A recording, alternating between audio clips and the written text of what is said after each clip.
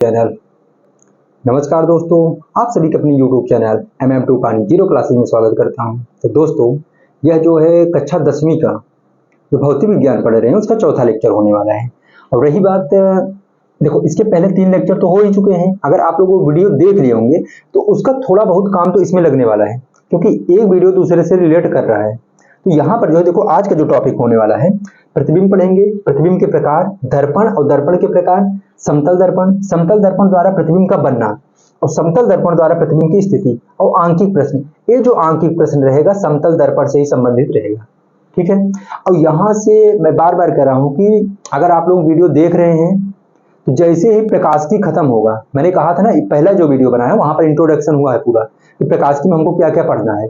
तो प्रकाशिकी खत्म होते ही प्रकाश का परावर्तन, प्रकाश का अपवर्तन, लेंस मानव नृत्य, ये टॉपिक खत्म होते ही आपके बुक का या आपके जो बोर्ड के एग्जाम में क्वेश्चन आने वाले हैं या तो जो आया हुआ है, एक भी क्वेश्चन यहाँ से बाहर नहीं जाएगा। इसलिए मैं कह रहा हूँ कि आप लोग एक तरफ से तो पढ़ ही रहे हैं तो उसका नोट्स भी बनाइए, और जब इकट्ठा करेंगे ना पूरा, जैसे ही प्रकाशिकी खत्म होगा, मैं कह रहा हूँ एक भी क्वेश्चन यहाँ से बाहर जाने वाला नहीं है। क्योंकि एक भी टॉपिक, देखो एक एक टॉपिक में पढ़ा रहा हूँ, यहाँ देख रहे हो ना, एक एक टॉपिक पढ़ाया जा रहा है। जाहिर बात है कि यहाँ से बाहर क्वेश्चन पूछेगा नहीं। तो चलो आज का जो टॉपिक है उसको हम लोग क्लियर कर लेते हैं। तो देखो सबसे पहले हम लोग किसको देखें, प्रतिबिंब को। तो यार प्रतिबिंब की अगर मैं बात करूँ, देखो अगर मैं प्रतिबिंब की बात करूँ, देखो यहाँ से हम लोग स्टार्ट करते हैं। इमेज, इसको आप लोग सही कर लेंगे। देखो जहां मिस्टेक है, प्रिंटिंग मिस्टेक है, वहां मैं बताऊंगा, आप लोग एडजस्ट करेंगे, ठीक है। बाकी तो आप लोग अगर सेंटेंस नहीं बन रहा है तो आप लोग अपने से बनाकर लिखेंगे। मान लेते कहीं पर प्रिंटिंग मिस्टेक है तो वहां पर आप लोग क्या करेंगे, सेंटेंस को आप लोग कनेक्ट कराएंगे, जहां पर जैसे का होना चाहिए, की होना चाहिए, तो आप लोग अपने से एडजस्ट कर लेंगे, ठीक है। अब चलो देखो यहाँ पर इमेज है, मैं बात कर रहा हूँ प्रतिबिंब की। प्रतिबिंब की अगर मैं बात करूँ तो देखना, एक मिनट रुक जाना, तो नए पेज पर चलते हैं, पहले समझ जाते हैं उसके बाद ही, ठीक है ना। पहले समझेंगे उसके बाद इसको पढ़ना है, तो लिखा लिखाना है तो इसको हम लोग पढ़वाई करेंगे, वो दिक्कत नहीं है। तो देखो यार, तो पहला हेडिंग है, हम लोग क्या पढ़ेंगे, प्रतिबिंब। क्या पढ़ रहे हैं, प्रतिबिंब। अब इसको हम लोग पूरा क्लियर करके तभी आगे पढ़ेंगे, प्रतिबिंब। देखो अगर वही देख देख पढ़ना होगा तब तो थोड़ा सा दिक्कत हो जाएगी, वो मैं नहीं कर पाऊंगा, ठीक है ना। मेरा ड्यूटी है समझाना, तो मैं समझाऊंगा। अब उसको अगर देख देख पढ़ना होगा तब तो फिर अभी ज्यादा ज्यादा 10-15 मिनट में पूरी कहानी हो जाएगी।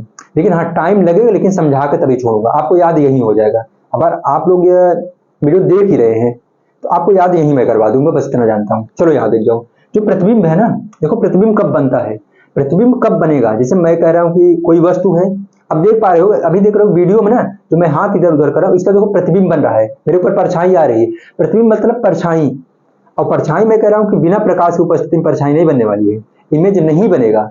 तो अब इसका डिफिनेशन कैसे लिखो, मतलब प्रतिबिंब किसे कहते हैं, प्रतिबिंब का निर्माण कब होता है, यह हम लोग जानने वाले हैं। तो यहाँ पर हेडिंग बनी है प्रतिबिंब। तो देखो यार, मैंने कहा कि प्रकाश की उपस्थिति तो जरूरी है, लेकिन अगर कोई प्रकाशिक माध्यम है, प्रकाशिक माध्यम मतलब प्रकाशिक स्रोत की मैं बात करूंगा, माध्यम नहीं, प्रकाशिक स्रोत पढ़ाए हैं। अगर कोई प्रकाशिक स्रोत है, वहां से देखो एक प्रकाश की किरण नहीं निकलेगी, वहां से अनंत प्रकाश की किरणें निकलेंगी, लेकिन उसमें हमको केवल 2 प्रकाश की किरणों को उठाना है। हम लोग ऐसे बोलेंगे, प्रतिबिंब का जो डिफिनेशन है हम लोग लिखेंगे, जब 2 या 2 से अधिक, ऐसे कह सकते हो, जब 2 या 2 से अधिक प्रकाश की किरणें आपस में मिलती हैं या तो मिलती हुई प्रतीत होती हैं। अब मिलने का मतलब आप लोग काटे भी कह सकते हो, मतलब काटती हैं। देखो यार, एक लाइन में इसको हम लोग कंफर्म करते हैं, जब 2 या 2 से अधिक प्रकाश की किरणें आपस में मिलती हैं या तो मिलती हुई प्रतीत होती हैं, तो प्रतिबिंब का निर्माण होता है। अब सुनना, यहाँ पर 2 वर्ड आया है जिसको मुझे समझाना है। मैंने कहा जो इमेज बनेगा, हमने कहा एक तो होगा मिलती हैं,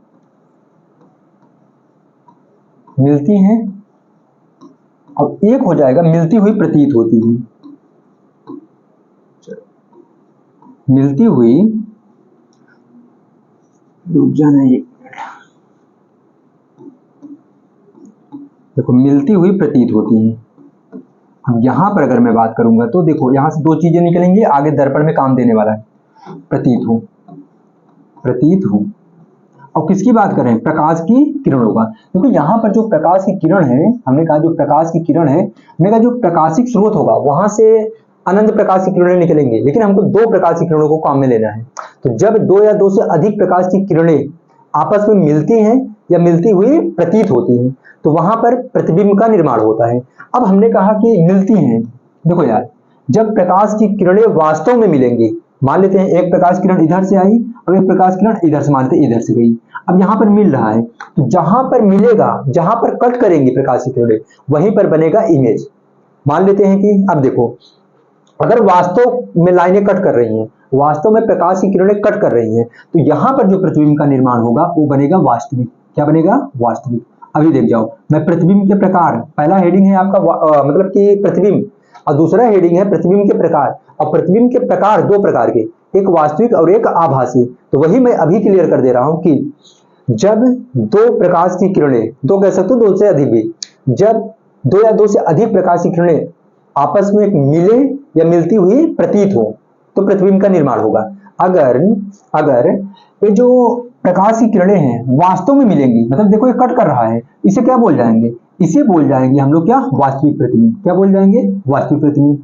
अगर मान लेते हैं कि प्रकाश की किरणें मिले ना, मिलती हुई प्रतीत हो, अगर मिलती हुई प्रतीत होंगी, यहां पर आपका बन जाएगा काल्पनिक प्रतिबिंब। क्या बनेगा? काल्पनिक प्रतिबिंब। काल्पनिक प्रतिबिंब। तो अब देखो, आते हैं टॉपिक पर। उसके बाद हमने क्या बोला, देखो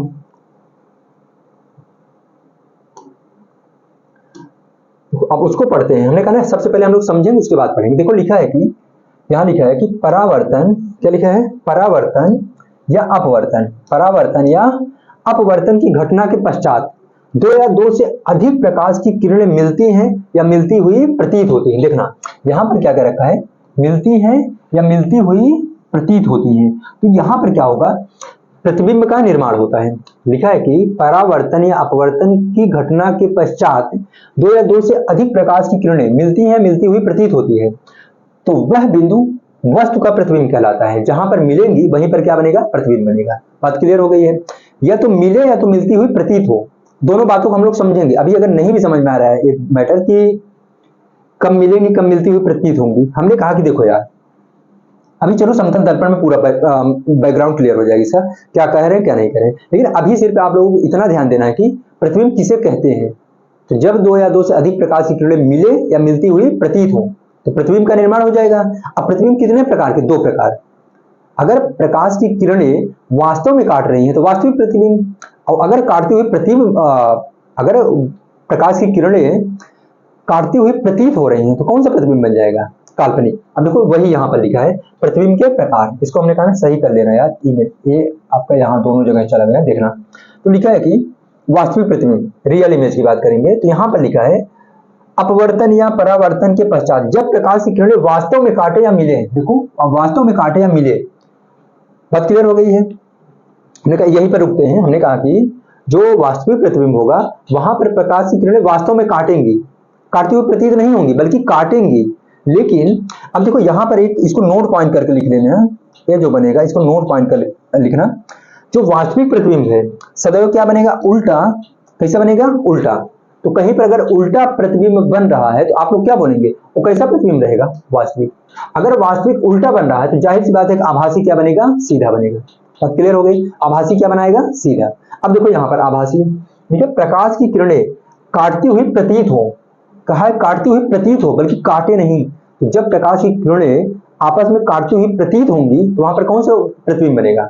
आप लोग कहेंगे आभासी। आभासी बोल जाओ या तो काल्पनिक बोल जाओ। अब यह हमेशा कैसा बनेगा? सीधा। तो आप लोग नोट पॉइंट करके थोड़ा स्पेस करके लिखेंगे, ठीक है, एकदम सटा के लिखने की जरूरत है नहीं।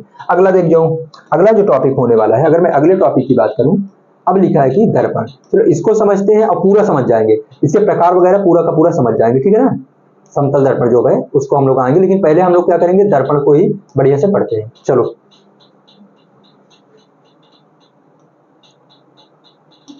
देखो यार, हेडिंग क्या है? दर्पण। दर्पण को क्या बोलते हैं? इमेज। देखो यहां पर अगर हम लोग बात करें, जो दर्पण है, देखो एक दर्पण होता है। अगर मैं दर्पण की बात करूं, देखो आप लोग कंफ्यूज नहीं होंगे, हमने कहा एक दर्पण होता है और एक होता है आपका कांच।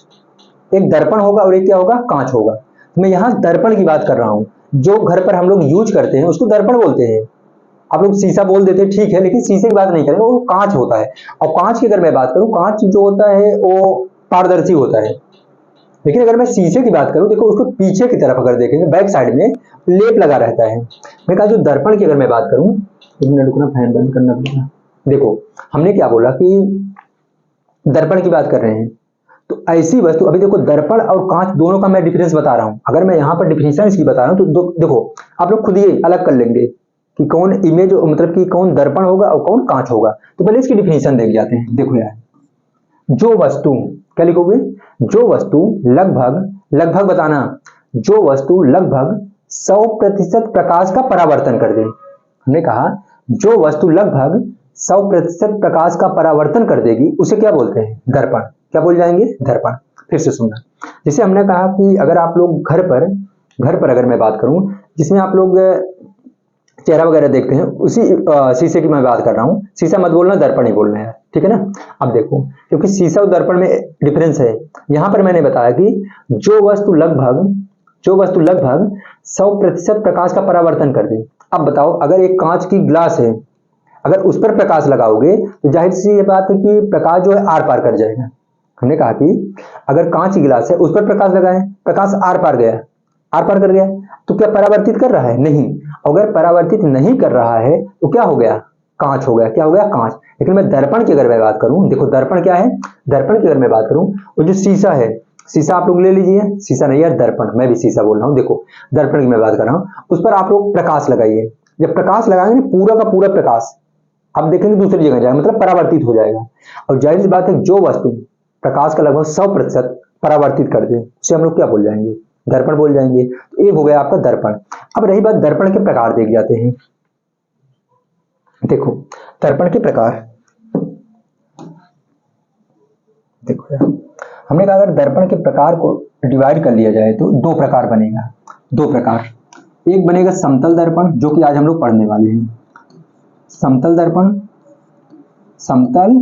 दर्पण। और एक आपका बनेगा गोलीय दर्पण। देखो गोलीय दर्पण, ठीक है। तो देखो गोलीय दर्पण तो अलग से एक टॉपिक बन रहा है, इसको हम लोग बाद में देखेंगे। लेकिन आज जो हम लोग पढ़ने वाले हैं, आज मेन टॉपिक हमारा रहेगा क्या, समतल दर्पण। तो दर्पण कौन सी वस्तु हो गई, जो लगभग 100% प्रकाश का परावर्तन कर दे, ठीक है। अब दर्पण के कितने प्रकार, दो, एक समतल और एक गोलीय। अब जो गोलीय दर्पण बनेगा, ये भी कितने प्रकार का बनेगा, दो। अब इसमें हम लोग पढ़ेंगे अवतल दर्पण,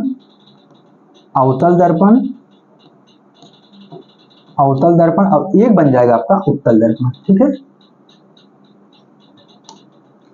एक अवतल दर्पण बनेगा और एक क्या बनेगा, उत्तल दर्पण। देखना, उत्तल दर्पण। अब फिर से सुनेंगे, देखो यार, दर्पण कितने प्रकार के, दो, एक समतल और एक गोलीय। बच्चा गलती यहाँ क्या करता है, मैंने पूछा कि दर्पण कितने प्रकार के, अब वो बोलेगा दो प्रकार तो सही बता रहा है, लेकिन वो बताएगा कि अवतल होता है और एक क्या होता है, उत्तल होता है। लेकिन नहीं, हमने क्या बोला कि दर्पण कितने प्रकार, दो, एक समतल बनेगा और एक क्या बनेगा, गोलीय दर्पण। जो गोलीय दर्पण का प्रकार होता है वो क्या होता है, अवतल और उत्तल। तो देखो अभी तो इसके बारे में बात नहीं करेंगे, नहीं टॉपिक हो जाएगा लंबा। अभी केवल और केवल हम लोग किसके बारे में बात करने वाले हैं, समतल दर्पण। देखो ऐसा दर्पण जिसका तल क्या हो, समतल हो। अगर समतल तल है तो क्या हो जाएगा, समतल दर्पण। अब गोलीय दर्पण की बात करेंगे, देखो यहाँ पर, चलो थोड़ा सा इंट्रो देख जाते हैं। गोलीय दर्पण का कटा हुआ ऐसा भाग, देखो गोलीय दर्पण का जो तल होगा गोलीय होगा, गोलीय दर्पण का जो तल होगा क्या होगा, गोलीय होगा। लेकिन अगर अवतल की बात करें, देखो अवतल की बात करें तो इसी का कटा हुआ भाग होता है। अगर इसको हम लोग देखो यहाँ से अगर निकाल लें, ध्यान देना, इधर बना दिए हैं, अब एक इसी को देखो इधर से काट के इधर बना दे रहे हैं, ठीक है। अब जो अवतल दर्पण है, अगर मैं इसकी बात करूं, देखो इसको हम लोग डिटेल में पढ़ेंगे। अभी सिर्फ पे क्या कर रहे हैं कि नॉर्मल पढ़ देते हैं। यहाँ जो है ना, उभरे तल पर इस पे हम लोग क्या किए रहते हैं, पॉलिश किए रहते हैं। और पॉलिश होती है लाल ऑक्साइड या सिल्वर नाइट्रेट की, ठीक है। हम लोग क्या करते हैं, अवतल दर्पण में उभरे हुए तल पर पॉलिश होता है और दबे हुए तल से प्रकाश का परावर्तन, प्रकाश किरणें इधर से आएंगी, ठीक है ना, प्रकाश किरणें इधर से आएंगी। अब इसका जस्ट अपोजिट हो जाएगा उत्तल दर्पण में। यहाँ जो होता है, दबे हुए तल से प्रकाश का, दबे हुए तल पर क्या होता है, पॉलिश होता है और उभरे हुए तल से प्रकाश का परावर्तन होता है। इसको हम लोग अलग से देखने वाले हैं, अच्छे से देखने वाले हैं, डिटेल में देखने वाले हैं, ठीक है। लेकिन अभी इसकी बात हम लोग नहीं करते। अब किसकी बात करेंगे, समतल दर्पण। तो अभी जो मैं पढ़ाया कि दर्पण क्या होता है, दर्पण जो वस्तु लगभग 100% प्रकाश का परावर्तन कर देगा उसे क्या बोल जाएंगे, दर्पण। दर्पण कितने प्रकार के, दो, एक बनेगा आपका समतल दर्पण और एक बनेगा गोलीय दर्पण। समतल दर्पण के प्रकार कुछ भी नहीं है। गोलीय दर्पण के कितने प्रकार, दो, एक अवतल और एक उत्तल। अवतल दर्पण पे क्या होता है, और किसका भाग है यार, गोलीय दर्पण का। गोलीय दर्पण का कटा हुआ ऐसा भाग जिसके उभरे हुए तल पर पॉलिश हो और दबे हुए तल से प्रकाश का परावर्तन, और जस्ट अपोजिट हो जाएगा उत्तल दर्पण का। इसको हम लोग अगले लेक्चर में देखने वाले हैं। अब देखो यहाँ पर चलो आ जाते हैं यहाँ पर, देखो देख जाते क्या दे रखा है। उसके बाद देखो यार, दर्पण जो वस्तु लगभग संपूर्ण प्रकाश को परावर्तित कर दे। मैं लगभग इसलिए लगा हूं क्योंकि कोई भी वस्तु यार देखो, कोई भी चीज 100% नहीं होगा। तो यहाँ पर जो होगा देखो, लगभग मैं लगाया हूं, जो वस्तु लगभग 100% प्रकाश का परावर्तन कर दे उसे हम लोग क्या बोल जाएंगे, दर्पण। दर्पण के प्रकार देख जाते हैं। एक बनेगा आपका समतल दर्पण और एक क्या बन जाएगा, गोली दर्पण। अब फिर अगर मैं आगे बढ़ूं, देखो देखो अब जो गोली दर्पण है इसके कितने प्रकार, दो प्रकार। एक बनेगा अवतल और एक क्या बन जाएगा, उत्तल दर्पण। ठीक है, अब जो अगला बन रहा है यहां पर देख जाएंगे, देखो समतल दर्पण। इसकी बात कर लेते हैं, समतल दर्पण। अब इसको भी हम लोग अलग से देख जाते हैं। देखो ज्यादा टॉपिक नहीं है, अब इसको अगर मैं अलग से समझा दूं, बस वही एक एक लाइन पढ़ना रहेगा, बस और कुछ नहीं है। तो देखो यहाँ पर क्या लिखा है, समतल दर्पण। लिखा है समतल दर्पण कांच की समान मोटाई की चिकनी पट्टी के एक तरफ किसी चमकीली धातु जैसे पारा या चांदी का लेप करके उसके ऊपर सिल्वर नाइट्रेट का लेप करके बनाया जाता है। हमने कहा यार देखो, इसका जो तल होता है वो कैसा होगा, इसका जो तल होगा कैसा होगा, प्लेन होगा। तभी तो प्लेन मिरर की मैं बात कर रहा हूँ। हमने कहा कि इसका तल, और जो अगर प्लेन है एक पूरी की पूरी पट्टी क्या रहेगी, सेम रहेगी। ऐसा नहीं कि एक जगह अगर उभरा एक जगह कम है तो वो क्या हो जाएगा, प्लेन कहाँ हो गया। हम लोग समतल दर्पण पढ़े तो क्या होगी, समान मोटाई की चिकनी पट्टी के एक तरफ किसी चमकीली धातु जैसे पारा या चांदी का लेप करके उसके ऊपर सिल्वर नाइट्रेट का लेप करके बनाया जाता है।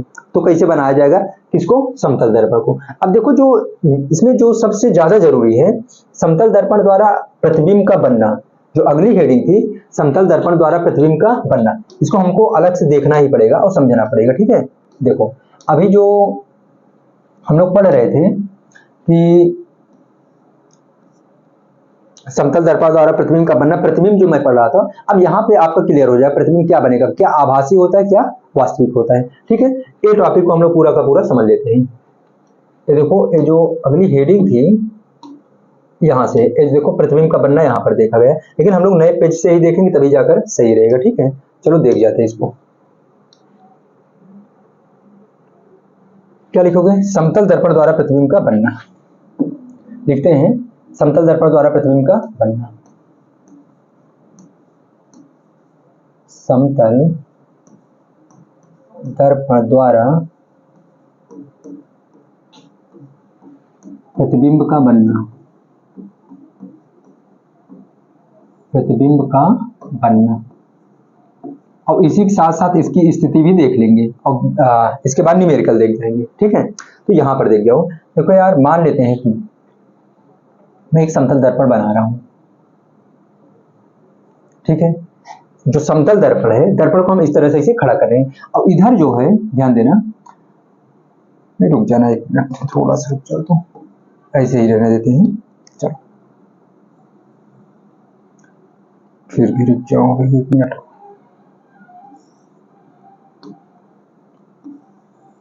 ठीक है, ये रहा समतल दर्पण।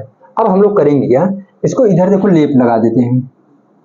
और लेप किस लिए लगा रहे हैं, ताकि प्रकाश किरणें आर पार ना हो। अगर आर पार हो जाएंगी तो प्रतिबिंब का निर्माण नहीं होगा। देखो यहाँ पर। ठीक है, अब क्या करेंगे, मान लेते हैं कि कोई प्रकाशिक स्रोत है जहां से प्रकाश की किरणें आएंगी। अब मान लेते हैं कि यहां से प्रकाश की किरणें आ रही हैं। देखो जो प्रकाश की किरणों का नियम है, अभी मैं लिखवाया नहीं, लेकिन अभी देख जाओ।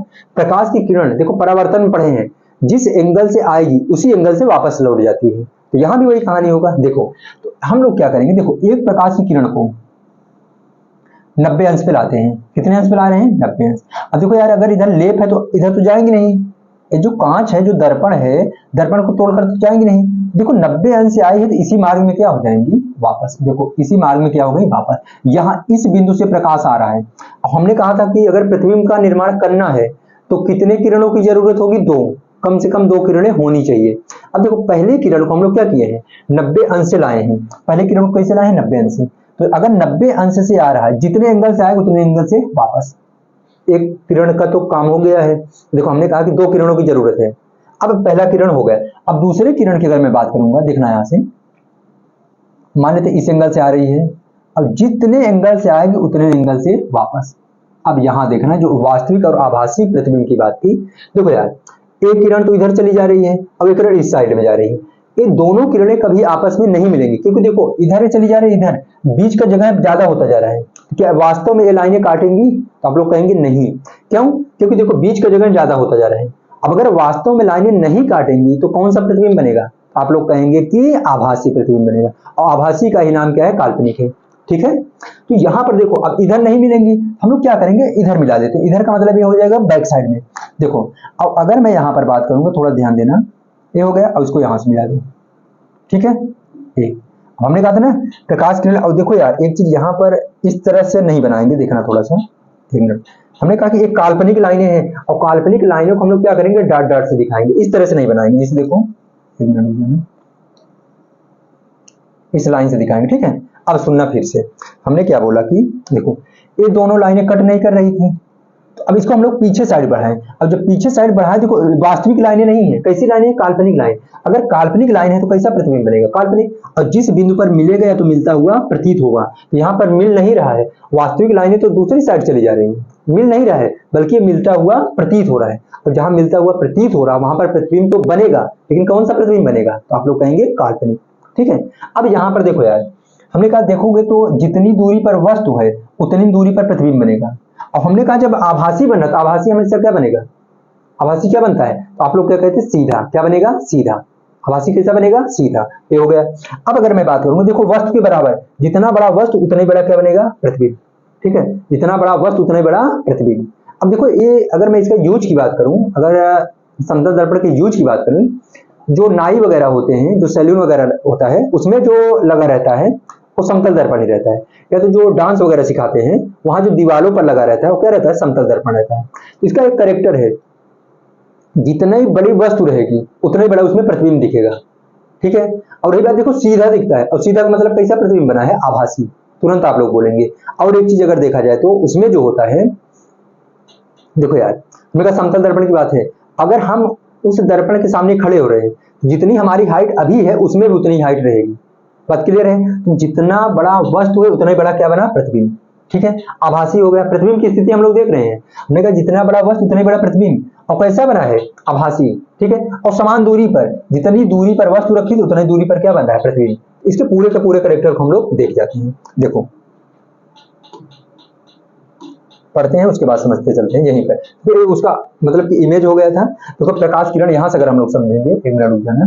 तो प्रकाश किरण देखो, ए पूरा वस्तु हो गई है, ए प्रकाश किरण की गई, और जितने एंगल से गई उतने एंगल से वापस आ गई है। ठीक है, अब अगली प्रकाश किरण देखो इस तरह से जा रही है। अब अगर सीधे जा रही है तो सीधे वापस आएगी। हमने कहा जिस एंगल से जाए उसी एंगल से वापस। अगर एक प्रकाश किरण इधर चली गई, अब वाली प्रकाश किरण इधर, ये दोनों आपस में मिल नहीं रही हैं। अब इसको क्या करेंगे? दूसरे साइड ले जाएंगे, तो वहां पर मिलेंगी नहीं बल्कि मिलती हुई प्रतीत होंगी। तो इसको इधर ले गए हैं डॉट डॉट लाइन से, और उसको इधर, जहां पर मिल रहा है वहीं पर क्या बन गया? इमेज। इमेज कैसा बना है? सीधा, वस्तु के बराबर बना है, और समान दूरी पर बन रहा है। कैसा बन रहा है? समान दूरी पर बन रहा है। तो जाहिर सी बात है जो अभी समझाया वही तो है।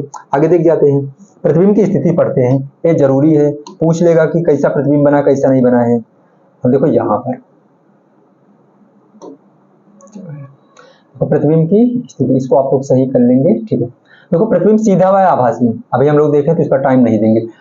देखो वस्तु व प्रतिबिंब की दूरी समान, समान दूरी पर बनेगा। समतल दर्पण द्वारा जो भी प्रतिबिंब बनेगा कैसा बनेगा? समान दूरी पर बनने वाला है। अब देखो अगला पार्श्व उल्टा, हाँ इसको समझ जाते हैं। पार्श्व उल्टा, हमने कहा कि पार्श्व उल्टा, देखो पार्श्व उल्टा ये लिखा है, लिख लेना पार्श्व उल्टा। अब हम अगर मैं बात करूंगा, देखो उस पर क्या होता है कि देखोगे ना, जैसे अगर रोड साइड पे अगर एक कांच लगा हुआ है, आप लोग उसमें देखेंगे ना, ऐसा प्रतीत होता है हम इधर से जा रहे हैं, उसमें ऐसा प्रतीत होता है दूसरे साइड से आ रहे हो। इसी को हम लोग बोल रहे हैं पार्श्व उल्टा। मैंने कहा उसमें आप लोग देखोगे जैसे हम इधर से जा रहे हैं, उसमें ऐसा लग रहा है कि वो दूसरी साइड से चला आ रहा है। जैसे अगर हम सैलून वगैरह में बैठे हैं तो सड़क पे देख रहे हैं, मतलब कांच में देख रहे हैं, और कांच कौन सा लगा है? समतल दर्पण है। तो ऐसा लगता है कोई प्राणी अगर पीछे से आ रहा है तो ऐसा लग रहा है उधर से चला आ रहा है। इसी को हम लोग क्या बोलेंगे? पार्श्व उल्टा। इसका जो प्रतिबिंब बनेगा कैसा बनेगा? पार्श्व उल्टा। अगला देख जाते हैं, यदि आपतित किरण को स्थिर रखते हुए सिर्फ दर्पण को, देखो ये थीटा है, क्या है? थीटा। थीटा कोण से घुमा दिया जाए तो परावर्तित किरण 2 थीटा कोण से घूम जाएगा। अब सुनना फिर से, हमने कहा यदि आपतित किरण को स्थिर रखते हुए सिर्फ दर्पण को थीटा कोण से घुमाए। अगर जो दर्पण है ना, दर्पण को अगर हम लोग घुमाएंगे, और किसको स्थिर रखते हुए? आपतित किरण को। अगर दर्पण को घुमा रहे हैं, दर्पण को घुमा रहे हैं, वो कितने, उसमें कितना दिखेगा? 2 थीटा, तो इसका डबल दिखेगा। कहा कि यदि आपतित किरण को स्थिर रखते हुए सिर्फ दर्पण को थीटा कोण से घुमा दिया जाए तो परावर्तित किरण 2 थीटा कोण से घूम जाएगा। तो परावर्तित किरण रहेगा दुगुना दिखाई देगा। और एक चीज, अगर हम लोग समतल दर्पण के सामने चल रहे हैं, देखो आगे लिखा होगा, आगे लिखा है कि देखिए, बाकी समझ जाओ। अगर हम लोग समतल दर्पण की ओर चल रहे हैं, तो अगर हम लोग एक्स स्पीड से जाएंगे तो उसमें डबल स्पीड दिखाई देगी। जैसे देखो लिखा होगा, जरूर लिखा होगा, हाँ लिखा तो है, चलो देख जाओ। कहा क्या है, ध्यान देना, कहा कि यदि कोई वस्तु दर्पण के सापेक्ष गति करे तो प्रतिबिंब उस वस्तु के सापेक्ष दुगनी चाल से गति करता है। अर्थात यदि हम x किलोमीटर प्रति आवर से जाएं, किधर जाएंगे, दर्पण की ओर जाएंगे, तो चाल से दर्पण की तरफ जाएं तो हमारा प्रतिबिंब हमारी तरफ 2x, देखो यहाँ पर लिखा 2x, क्या लिखा है 2x किलोमीटर प्रति आवर की चाल से आता हुआ प्रतीत होगा। ठीक है ना। हमने कहा कि पहला नंबर तो प्रतिबिंब कैसा बनेगा, सीधा बनेगा, पक्का, और बराबर बनेगा, किसके बराबर, वस्तु के बराबर, समान दूरी पर बनेगा, पार्श्व उल्टा बना। अगर हम लोग उसको थीटा कोण से घुमाएंगे तो 2 थीटा कोण से घूमेगा। और अगर हम लोग दर्पण की ओर अगर x स्पीड से जाएंगे तो वो डबल स्पीड दिखाई देगी। अगला क्या दे रखा है, फिर क्या रखा है कि, अच्छा हाँ, ये आप लोग जानते हैं, इसको जरूर नोट कर ले, अभी ये न्यूमेरिकल में काम देने वाला है। देखो ये गलत लिखा है, ठीक है ना, हम इसको समझा दे रहे हैं, ठीक है, इसको मैं समझा दूं, आप लोग इसको सही कर लेंगे, यहाँ से लिख लेंगे, कोई बात नहीं। और ये जो क्यों दिखाई दे रहा है इसको आप लोग थीटा बना लेंगे, बाकी इसको हम लोग पेज में, अलग पेज में समझ लेते हैं।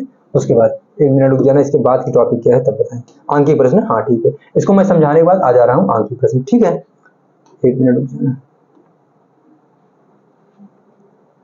देखो यार, यहां पर अगर मैं बात करूं तो प्रतिबिंबों की संख्या, क्या, प्रतिबिंबों की संख्या ज्ञात करना, संख्या ज्ञात करना। देखो ये टॉपिक थोड़ा सा जरूरी है, यहां से कंपटीशन में क्वेश्चन पूछ लेते हैं। अब देखो क्वेश्चन कैसे बनेगा, मान लेते हैं कि हमारे पास 2 दर्पण है, और कौन सा दर्पण है, समतल दर्पण। मैं अगर टॉपिक समतल दर्पण पढ़ा हूं, समतल दर्पण के बारे में बात हो रही है। हमने कहा कि 2 टॉपिक है, समतल दर्पण, सबकी, सॉरी 1 मिनट, हमने कहा कि कितने दर्पण ले लेते हैं, 2 दर्पण। अब 2 दर्पण को मान लेते हैं कि एक दर्पण को हम इस तरह से रख दिए, ठीक है, और दूसरे दर्पण को हम रख दिए इधर से, तो ये भी दर्पण हो गया, 2 दर्पण है। अब इसके बीच में मैं रख देता हूं वस्तु को, किसको रख देता हूं, वस्तु को, मान लेते एक मोमबत्ती जलती हुई रखती रहे, ठीक है। अब ये जो मोमबत्ती का इसमें प्रतिबिंब दिखेगा, वह कितना प्रतिबिंब दिखेगा, यही हमसे पूछेगा। मैं कहा ये न्यूमेरिकल बनेगा, कॉम्पिटिटिव एग्जाम में आया हुआ क्वेश्चन है, तो वही हम लोग देख रहे हैं, प्रतिबिंबों की संख्या ज्ञात करना, और कौन से दर्पण के द्वारा, समतल दर्पण, इसी में पूछवा ही करेगा। यहां पर बनता है फार्मूला, देखो 360 बटे में थीटा, माइनस करेंगे 1। अब देखो यार, अगर मैं बात करूंगा n बराबर ये पूरा बनेगा, 1 मिनट रुकना। देखो फिर से हमने क्या बोला, n बराबर, क्या देखें, n बराबर, n क्या है, प्रतिबिंबों की संख्या बराबर 360 बटे में हो जाएगा, सॉरी थीटा, क्या लिखोगे, थीटा, 360 बटे में थीटा। अब देखो माइनस तो 1 करेंगे, लेकिन इसका एक कंडीशन है, आप लोग नोट पॉइंट करके लिखेंगे। देखो माइनस में 1 कर दे रहा हूँ, -1 कर दे रहा हूँ। अगर आपसे पूछे प्रतिबिंबों की संख्या निकालना, तो फार्मूला कौन सा लगाएंगे, 360 बटे में थीटा -1 करेंगे। लेकिन माइनस के लिए देखो एक कंडीशन है, उसको आप लोग नोट पॉइंट करके लिख जाएंगे। क्या लिखेंगे, नोट, ठीक है ना। नोट पॉइंट करके क्या लिखेंगे कि यदि, लिख जाओ, मैंने लिख रहा हूं, यदि प्रतिबिंबों की संख्या, यदि प्रतिबिंबों की संख्या सम नंबर में आए तो, यदि प्रतिबिंबों की संख्या सम नंबर में आए तो उसकी संख्या से 1 घटाकर बताते हैं, उसकी संख्या से 1 घटाकर बताते हैं। और यदि विषम में आए तो वही प्रतिबिंबों की संख्या होगी। आप लोग इसको मैनेज करेंगे, वहां पर लिखा भी है, उसको सेंटेंस को बस कनेक्ट कर लेंगे बस। तो यहां पर जो बनेगा, फिर से सुनना, हमने कहा कि क्वेश्चन किस प्रकार से बनेगा, और क्वेश्चन अगर बन रहा है, देखो अब इसका आंसर तो हम लोग यही बता देते हैं। ये दोनों समतल दर्पण किससे लगे हैं, हमने कहा दोनों समतल दर्पण के बीच में कितने अंश का कोण है, 90 अंश का कोण है। अब इसके बीच में कितने प्रतिबिंब बनेंगे, तो देख जाते हैं। देखो यार 360 रहा ही करेगा, और थीटा पर कितना लिख लोगे, 90। तो देखो पहले कट करेंगे तब माइनस का कैलकुलेशन करेंगे, तो मैं इसलिए नोट पॉइंट करके लिखवा दे रहा हूँ कि देखो 0 0 9 के कितनी बार जाएगा, 4 बार। अब 4 नंबर है, सम है विषम है, आप लोग कहेंगे सम है, अगर सम है तो मैं नोट पॉइंट करके लिखवाया क्यों, अगर सम आएगा तो उसमें क्या करेंगे, 1 घटा के बताएंगे। तो अब बताओ 4 में से अगर 1 घट जाएगा कितना बचेगा, 3, और 3 तो कितने प्रतिबिंब बनेंगे, 3। अगर 2 समतल दर्पण है 90 अंश के कोण पर झुके हुए हैं, तो उनके बीच में बने प्रतिबिंबों की संख्या, अगर उनके बीच में कोई वस्तु रखी है उसका प्रतिबिंब कितना बनेगा, 3 बनेगा। तो कभी भी 4 पर आंसर नहीं लगाना, ठीक है ना। आगे देख जाते हैं क्वेश्चन वही सॉल्व कर लेते हैं। बाकी 1-2 क्वेश्चन मैं अपने से भी दे दे रहा हूं, बाकी आप लोग लगाइए, कोई भी रखो, कोई दिक्कत नहीं।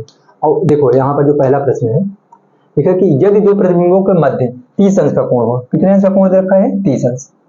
देखो यार, तो अगर हम लोग मान लेते हैं कि एक दर्पण ऐसा हो गया, बना के समझा दे रहे हैं, ठीक है ना। अब एक इधर से बना देते हैं, लगभग में 30 अंश का कोण, कितने अंश का कोण बनाएगा, 30 अंश।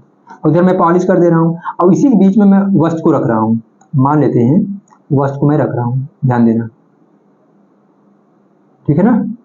ये हो गया, मान लेते हैं। अब ये जो मोमबत्ती जल रही है, इसका कितना प्रतिबिंब बनेगा, यही पूछ रखा है। ये कह रखा है, देखो, यदि दो प्रतिबिंबों के मध्य 30 अंश का कोण हो, यार गलत लिखा है, प्रतिबिंब नहीं रहेगा, कट कर लो। देखो मैं ट्यूशन बोल रहा हूं, यदि दो समतल दर्पण के मध्य ऐसे लिखना, यदि दो समतल दर्पण के मध्य 30 अंश का कोण हो तो उसके बीच में स्थित वस्तु का प्रतिबिंब बताओ। ये गलत है, इसको आप लोग हटा लेंगे, ठीक है ना। मैं क्वेश्चन बोल रहा हूं, यदि दो समतल दर्पण के बीच में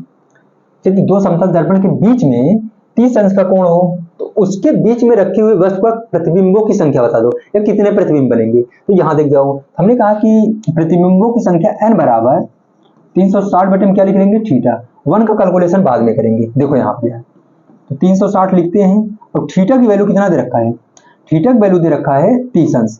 कितने अंश दे रखा है, 30 अंश। देखो कितने अंश पर झुका हुआ है, 30 अंश है। अब बताओ, इसको कैलकुलेट करते हैं तो 0 0 कट जाएगा। देखो 3 एक 3 और 3 दूना 6, तो आ गया कितना, 12। और 12 जैसे ही आया, हम लोग देखेंगे सम है कि विषम है। तो क्या है, सम है, 2 से कट रहा है, इसलिए सम है। और अगर सम है तो हम लोग क्या करेंगे, 1 घटाकर बताएंगे। अब इसमें से अगर हम 1 माइनस कर देंगे तो कितना आ जाएगा, 11। तो प्रतिबिंबों की संख्या कितना हो जाएगा, 11। अगर दो समतल दर्पण 30 अंश के कोण पर झुके हों, यदि दो समतल दर्पण 30 अंश के कोण पर झुके हों और उनके बीच में रखी हुई वस्तु का प्रतिबिंब कितना बनेगा, आप लोग बताएंगे 11 प्रतिबिंब, ठीक है। अगला प्रश्न देख जाते हैं।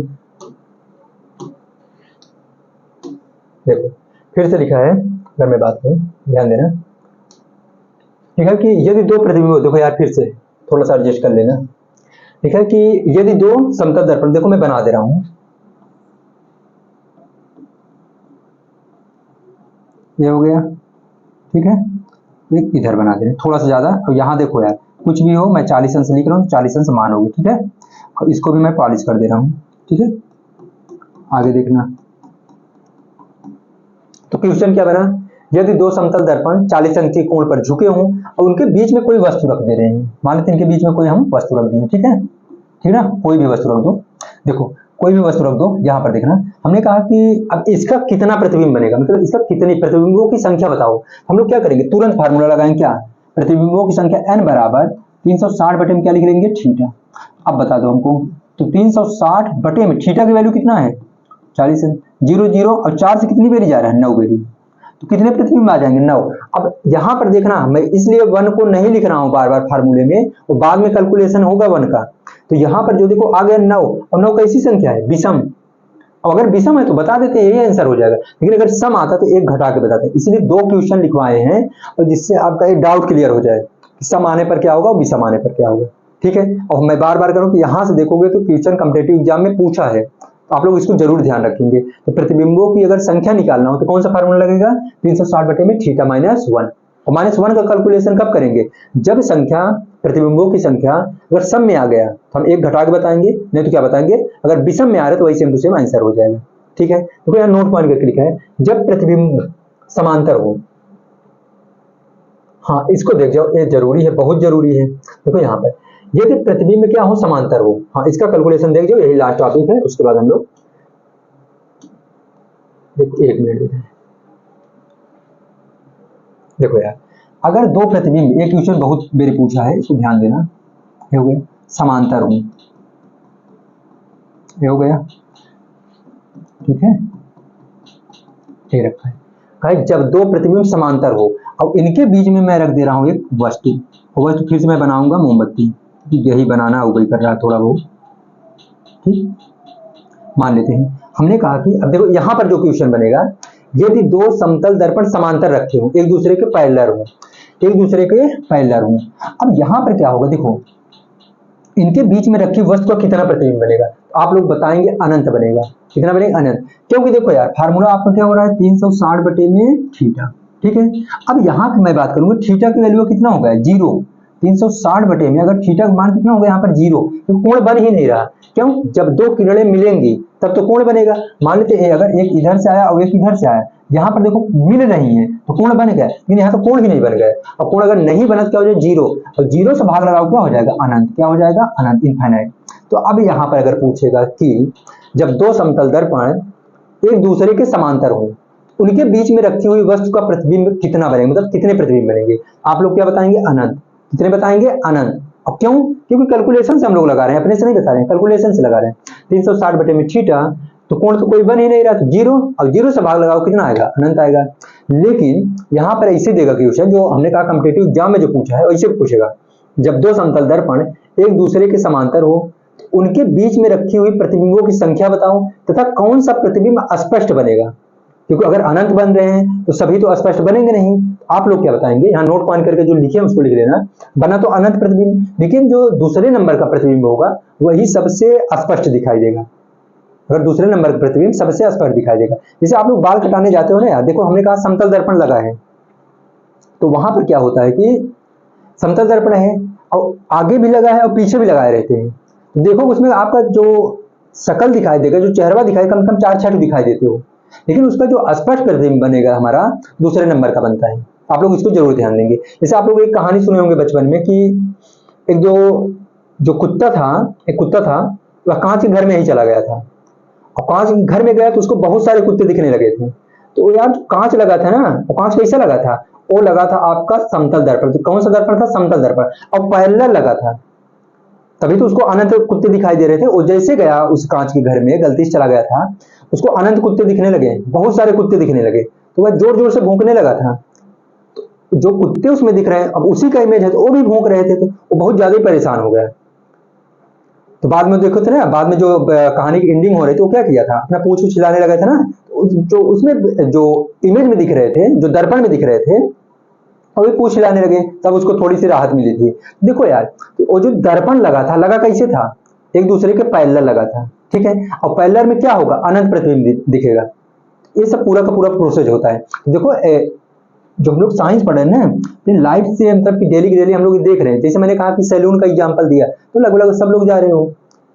जो देखा जाए तो लड़कियां भी ब्यूटी पार्लर वगैरह जा रही हैं, और जो लड़के सैलून में जा रहे हैं, जो डांस सीख रहा है, वहां पर भी देखो दीवारों पर जो कांच लगेगा, कांच की बात कर रहे हैं, दर्पण, तो दर्पण लगेगा। कौन सा दर्पण रहेगा, तो आप लोग क्या कहेंगे, आप लोग कहेंगे समतल दर्पण। और समतल दर्पण देखो अनंत प्रतिबिंब बनेगा, और अनंत प्रतिबिंब में जो दूसरा प्रतिबिंब बनेगा वही स्पष्ट दिखाई देगा, ठीक है।